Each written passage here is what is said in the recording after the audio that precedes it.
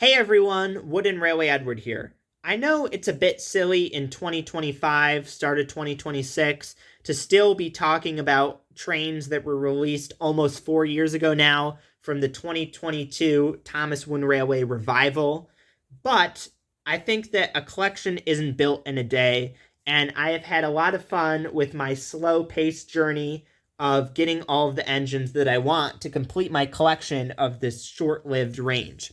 The last two engines I needed were Kenji and Nia, who you can see right here. Both of these I got at Barnes & Noble, and I think it's still nice to take a look at these items and appreciate them for what they were at the time, giving us new hope for Thomas & Friends merchandise, even if in the end this line is dead in the water. Kenji specifically was hard to track down, but if you've been keeping up with my channel, you saw that YouTube short I posted of me after getting Kenji at Barnes & Noble.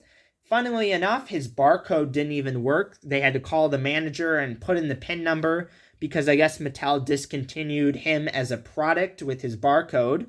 However, I'm still very happy to have both of these characters and finally complete the line. So this should be the last video on Thomas Wooden Railway 2022 that you'll see on my channel. But let's try to go out with a bang and make this one of the best reviews I've done. First, we'll take a look at Nia, and Nia has a very nice paint scheme. Orange is actually my favorite color, so although Nia isn't really one of my favorite characters, I do really like her orange color. Kind of similar to what I was saying about Billy in a previous video, that even though Billy is not a very liked character within the fandom, I still like him for his color scheme. Orange is always a color that has stood out to me. Looking on her box, it's all pretty standard fare. We've seen all of this before. You can see how she is pulling the elephant car, which is something interesting. I've never taken a look at rolling stock within this range. But besides that, everything is pretty much the same. You can see I got her for $22 at Barnes & Noble. And of course she has the hook on the back, even though they were never hung up on racks. They were always just on the shelf, at least at my Barnes & Noble. On the top, it says Nia, and if we open up this packaging, you can see her inside, along with the elephant car right there. And something interesting I just noticed is, on this side of the elephant car, you can see the trunk of the elephant actually sticking out from the ajar door, which is kind of cool. But let's open up this Nia and see what she's all about. I've brought in my iconic scissors, and we'll try to not have her model be damaged as I open her up. I always like to do this off screen because I've been burned before by actually cutting into the model a little bit, trying to all capture it on screen, so we'll try to avoid that this time. I think we'll go for a plan of attack of getting her van out first and then moving on to the proper engine. So here is her little elephant van. And it is very goofy looking, so we'll have to take a closer look at that in a second. As for Nia, it will be a little bit harder to get her out of the packaging. There we go. I finally got her undone. So there was the string that was holding her in. You can see right there, that was pretty tightly packed close to her chassis. And there is the empty box. I always like to keep these boxes. I think they're very nice display pieces, and some of the best packaging that Thomas & Friends merchandise has ever gotten. So now let's take a closer look at Nia. And now Nia's character, she was first introduced in Thomas & Friends Big World, Big Adventures. And of course, she is an engine from Kenya in Africa. And there was some interesting story beats there about her character, although it was nothing ever very substantial. And overall, Big World, Big Adventures was a flop for the franchise. If you think about it, the idea of Thomas going around the world is a very interesting and fresh concept that could have been executed wonderfully. Although, of course, with corporate mandates and just sort of the other semantics and political stuff that they included in it, it didn't end up working very well and wasn't a great movie or reboot to the television series. However, Nia as a character, eventually coming to Sodor, had some okay episodes. I thought specifically the episode of her not understanding the signs was kind of cool. I thought that was an interesting concept for a foreign engine. But besides that, I mean, Nia and the Unfriendly Elephant, which I think this is based off of, nothing all that great. And Nia sort of faded into the background and is now sort of a tertiary character for Thomas and Friends. Her face right here, you can see she sort of has a smug grin, and I think that's a very nice Nia face. She looks pretty good there. Going on to the side, you can see she has some of the ornate design, kind of similar to Ashima, is what it makes me think of. And you can see she has the piston and side rod detailing on her side. She is a longer tank engine, sort of similar to an engine such as Ryan or Arthur is what comes to mind. It would have been awesome to see those two characters in this design with their wheel configuration and also sort of their elongated body here. You can see, I mean, Arthur was as long as this, but Ryan specifically would be great to get in this range. Her firebox glow is purple for some reason, which really doesn't make any sense. Her number is 18. Her coal bunker here is pretty small. And on the side, you can see her wheel detailing. She has a wheel configuration that is accurate to her model. And then the smaller wheel right here has a different wheel well design. On the bottom, her name with that cloud. Interesting that her name is... Oop, I just absolutely demolished her, dropping her on the track. Sorry about that. But I was going to say her name is trademarked, which is kind of weird. I feel like that happened with Rebecca as well. Her name was trademarked for some reason. So, you know, go figure about that. I don't know what Mattel was trying to pull there. But if you name your baby Nia, you actually can't do that because Mattel trademarked Nia. Taking a look at her little box car here, you can see, as I mentioned, that the elephant is poking out its trunk. On the other side, the door is closed. So I like how the design isn't just mirrored. It's a different design. This is called Nia's car on the bottom, but of course it is a little van. This is one of the only pieces of rolling stock we got in the range. And honestly, it is pretty horrible that this is one of the only pieces we got. I guess they tried to do this since Nia is a longer engine and they wanted to give her a quote-unquote tender, sort of like James or Edward or one of those engines, so they could price her at $22. But this van, with its purple color scheme and then zebra print on the sides, just doesn't really work. I mean, I guess it could be a circus van, but besides that, it just doesn't really work on a railway. And with its stupid wheel design of 040 design, and then just how short and also awkwardly tall it is, I just feel like it really doesn't work within the universe of Thomas Wooden Railway merchandise. If I bring in a character here, for example, I have this 2013 Thomas on hand.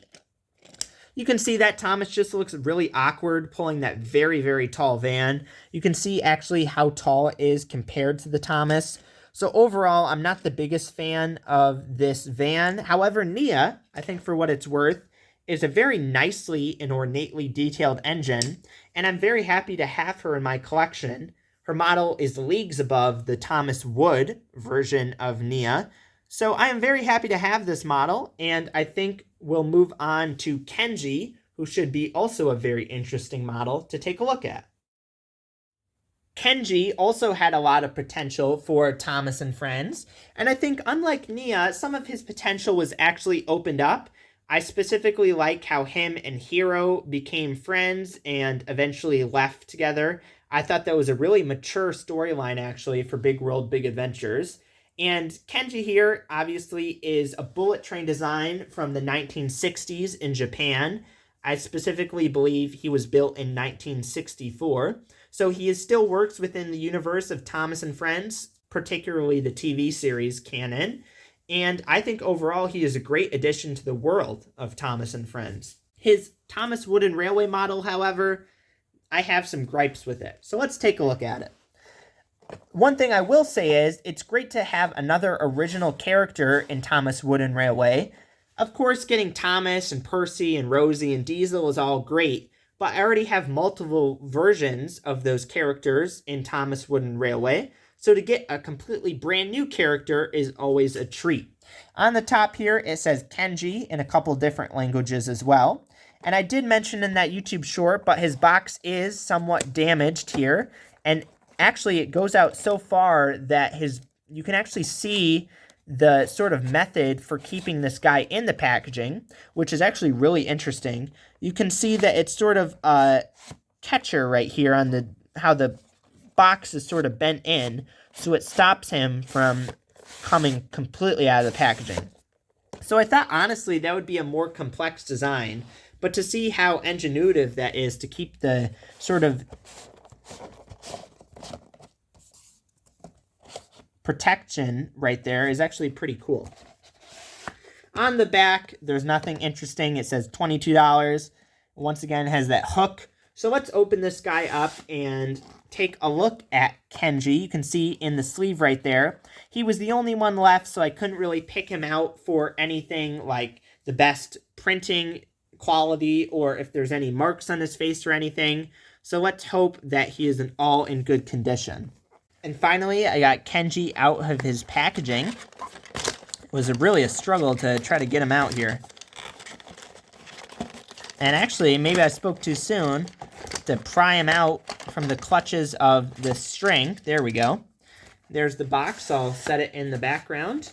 And now, here is Kenji and his one coach.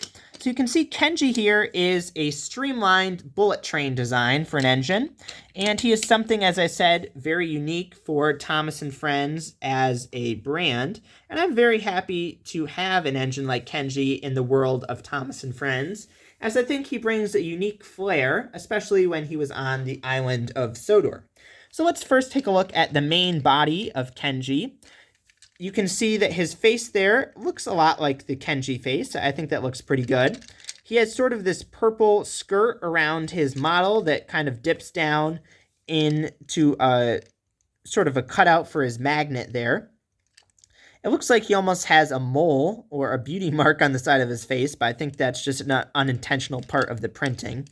He has yellow headlights on his sides, and of course he has his design for the cab windows.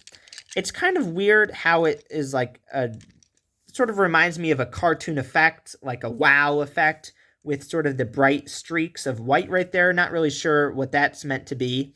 And of course on the windows it sort of has a whooshing effect of the air, which I'm also not the biggest fan of. His compartment right here, you can see you can go into his coach in his body, and there's windows. Although I don't like how tall his model is. You can see the vents above, but it just feels a little bit too tall. Up here he has, of course, the pantographs where he would get electricity from the top of the lines above the rail, and he has dark gray wheels, sort of in this wheel design. I'm not really sure why they picked this specific design, but, you know, they did. So he has a bogie that is plastic, and of course Kenji, although his name is not trademarked, funny enough to mention. Nothing on the back of Kenji, and overall a pretty simple model. Now, the biggest gripe about Kenji that many fans have is that his coach is not really big enough. You can see it's sort of the standard size of an Annie or Clarabelle coach, but in reality, his coach should probably be the size of, for example, an express coach. On the bottom, it says Kenji's car, and it's a bummer it only comes with one because Kenji is supposed to be this modern, sleek, and very long bullet train. But of course, with only one coach, he doesn't really live up to those expectations. Once again, has that whoosh design on the windows, and he has 4 wheels on his coach. The magnets look okay, but no detailing on the ends. So overall, a pretty plain coach for Kenji. Does have the pantograph on the top here. And overall, Kenji is a very smart looking engine, as I said with Nia. However, he does feel like he's lacking something. I think if they made his coach longer, and maybe even made the box longer just to remedy that, he would have been a lot better. Even just making it as long as his body right here, I feel like would have really added to this model, making it a bogie coach and all. I'm kind of disappointed with Kenji for that reason. And he doesn't look exactly like his television series model, so that's also a knock on this Thomas Wooden Railway design. But overall, I think Kenji is sort of middle of the pack when it comes to these Thomas Wooden Railway 2022 characters. him and Nia sort of fall in a gray area where they are pretty realistic to their TV series counterparts. However, there is still stuff left to be desired with their models. So let me bring in Nia, and we can have these two together. They are sort of the Big World, Big Adventures introduced characters. And Kenji and Nia, overall, I'm happy to have them. They are the last models I needed to complete what I wanted for this range of toys. And I think they will look very good on my display shelf, especially since they are characters I've never had before in Thomas Wooden Railway.